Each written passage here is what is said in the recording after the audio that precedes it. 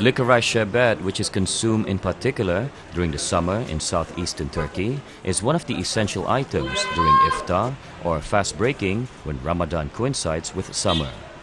People form long lines in front of well-known shops that sell licorice sherbet as it gets closer to iftar time. Because of its low cost, the sherbet appeals to every budget and can be found everywhere, from street vendors to sherbet shops. The drink is said to be good for digestion and thirst, which could occur during fasting in summer months.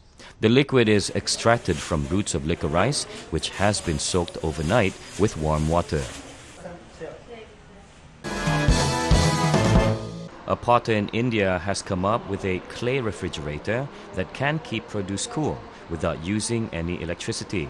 It's hoped the idea will help families who cannot afford conventional fridges or the electricity to run them. This made in India refrigerator has become famous as the refrigerator of the poor. It costs around $60 and doesn't need electricity. Its secret lies in physics. The Miti Cool is made of clay and works on the principle of evaporation. Water from the upper chamber drips down the side, and when it evaporates, takes away the heat from inside and cools the chambers. Clay pots are often used to store cold water during the summer, but Mansukh Bhai Prajapati thought he could go a bit further by turning it into a refrigerator. In a country plagued with chronic power shortages, the eco-friendly fridge provides an alternative for those who can't buy a refrigerator. The 48-year-old craftsman says it took him a few years and a lot of determination to achieve his goal. This worker, assembling a clay fridge door, is just one of the 20 people who now have a job at the Mansukh Bhai Prajapati factory. But besides creating new jobs, this non-electric fridge is also collecting support among environmentalists. A total of 31 baby anacondas were born at the Sri Lanka National Zoological Gardens recently. This is the third time that an anaconda had given birth in captivity in Sri Lanka. Baby anacondas are highly sought after by zoos around the world, and many of those born earlier at the Dihiwala Zoological Gardens were sent to zoos in India and Pakistan as part of animal exchange programs. The baby anacondas were born by a pair of anacondas, which was brought from the Czech Republic's zoo under the Animal Exchange Program of 2003. School students of all nationalities in Sri Lanka joined together to form the largest student procession in the world recently. The colorful cultural pageant paraded the streets in Colombo. Over 15,000 Sinhala, Tamil and Muslim students representing schools countrywide participated in the event. The parade consisted of around 175 cultural items, including traditional dances and several decorated elephants. It was organized by the Education Ministry with the objective of promoting the artistic talents of children and to inculcate collective behavior and discipline among school children. Institutes set up in Sandu County in southwest China's Guizhou province to teach people the craftsmanship of horsetail embroidery are both protecting the intangible culture heritage of the Shui ethnic group and helping local people increase income. Horsetail embroidery, a traditional embroidery handicraft that uses horsetail hairs as raw materials, has been passed down by Shui women from generation to generation. It was listed in China's first group of intangible cultural heritage in 2006. Currently, all the institutes in Sandu County have signed agreements with companies for the sales of the horsetail embroidery. Companies provide patents, and the institutes organize horsetail embroidery craftswomen for the job. Women in many villages are relying on the craftsmanship as a major source of income. At present, there are 4 institutes in Sandu County to teach people the craftsmanship, and the development of horsetail embroidery is guaranteed through its production. This could be any city anywhere. Waste from the city is creating mountains of rubbish, which these workers are sorting in a massive Hong Kong landfill. But land space is running out, and like many other cities around the world, the people of Hong Kong are searching for new ways to process their rubbish. Just 2 years ago, the Environmental Protection Department said the city had produced 4.912 million tons of solid waste, but because its residents do not sort it, their refuse ends up in landfills. Assistant Professor Carol Lin from the School of Energy and Environment at the City University of Hong Kong is trying to discover ways to produce something useful from waste. Lin has been developing biorefinery technology which turns food waste into valuable products. Each week, Lin and her team collect waste from bakeries and restaurants. The aim is to help to create businesses which can produce products from materials that would have otherwise been thrown away. Here in the laboratory, water is added to the waste, which is then processed by a bioreactor with 2 types of fungus. The process in the reactor creates an enzyme which degrades carbohydrates and proteins into smaller compounds like sugars and amino acids. This mixture is put in another set of bioreactors to enable further fermentation. A biodegradable plastic is then extracted from the solid biomass after drying. According to Lin, the process is not yet cost-effective because it is not being adopted by business. Some companies are managing to transform rubbish into commercial opportunities. Among them is Green and Associates. About half of the products on display here are made from food waste from factories.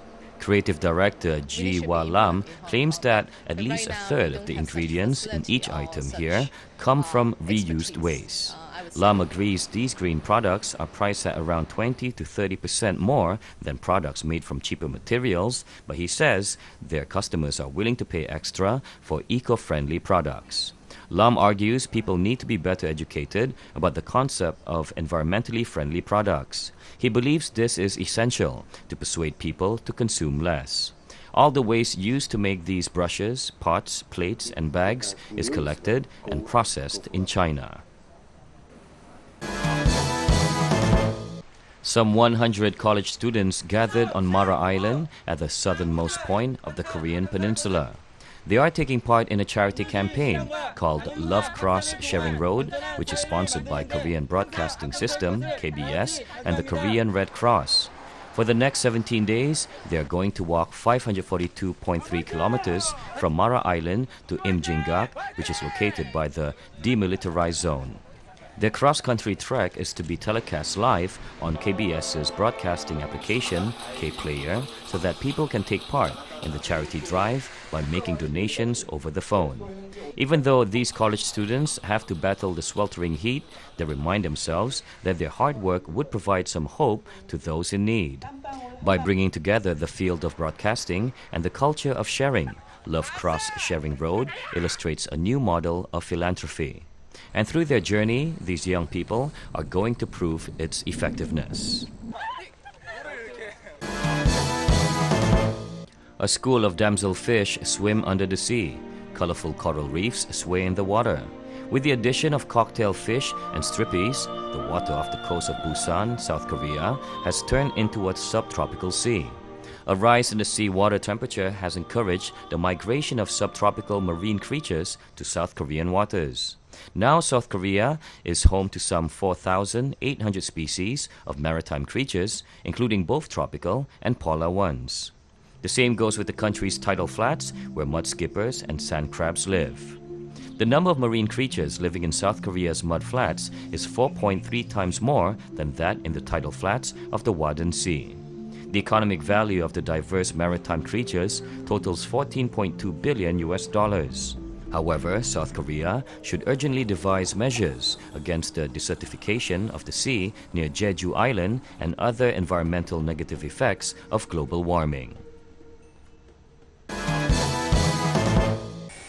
A fashion show was held to attract more passengers to Japan's oldest subway line. The Mido-Suji line in Osaka began in 1933.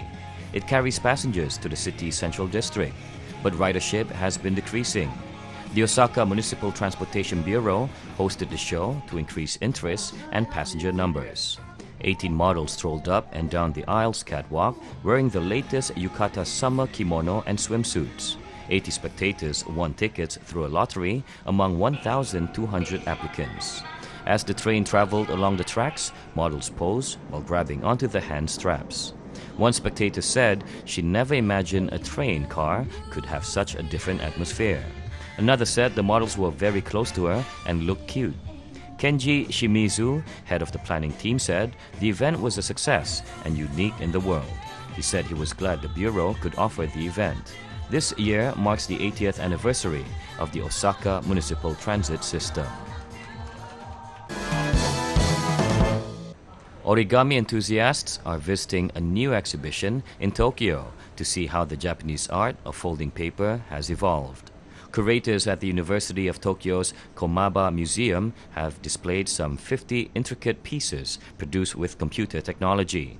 A 25-centimeter tall rabbit was folded from an uncut piece of circular paper measuring 1 meter in diameter. Visitors can also see a complex geometric shape made from a thin metal sheet, along with a diagram and video showing how it was done.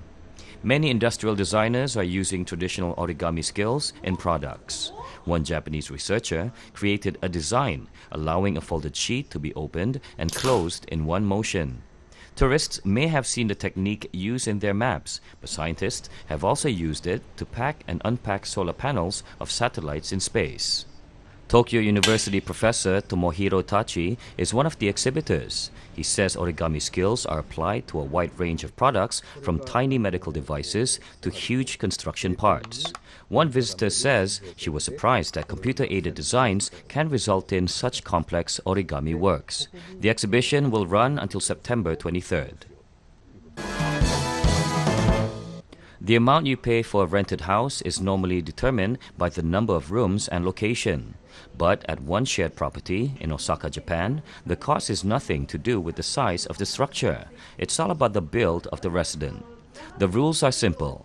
The rent is calculated on how heavy the resident is. For every kilo an individual loses or gains, the cost varies by 1,000 yen, approximately $10. The company behind this shared house project, which also runs beauty and cosmetics businesses, hopes it will help women reach their healthy goals. The shared house has been running for around 8 months. More than 20 women currently live here in rooms ranging from 10 to 17 square meters. They get use of a gym area. Those who live here also benefit from discounts with various beauty companies. This kind of property is unique in itself, but shared living is also still very uncommon in Japan. The shared house offers free snacks and fizzy drinks, and the women are welcome to help themselves as much as they can devour. But this additional temptation is not a ploy by the operators to get residents to pay more rent. It's apparently to make them stronger. But that does not stop residents from opening more than 40 packets of snacks during an average month. Some critics may argue that the shared house is sending out the wrong message when it comes to body image. More than 1 in 4 Japanese women in their 20s are underweight, according to a 2012 study by the country's health ministry. So it's down to the residents to decide on what's best for them, using this house as an incentive to save money and stay healthy.